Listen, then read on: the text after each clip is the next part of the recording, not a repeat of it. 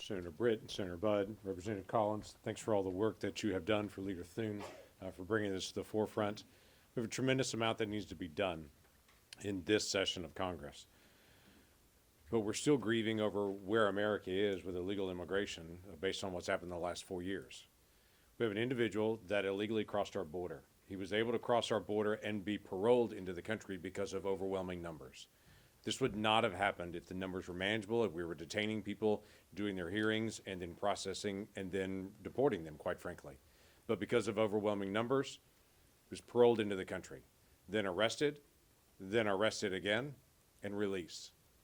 I had someone that asked me this morning when they asked me what I was voting on today and working on that was back home in Oklahoma.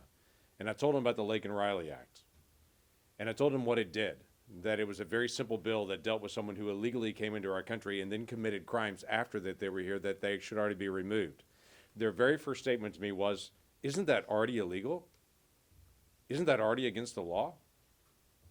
And I said to them, it is amazing and disappointing that we as a nation need to pass a bill to say to this in every future administration, and quite frankly the previous administration, this should never happen again. It shouldn't have happened in the first place, and we don't want any president in the future ever to just turn their head as the current president has done on the border and said that doesn't matter.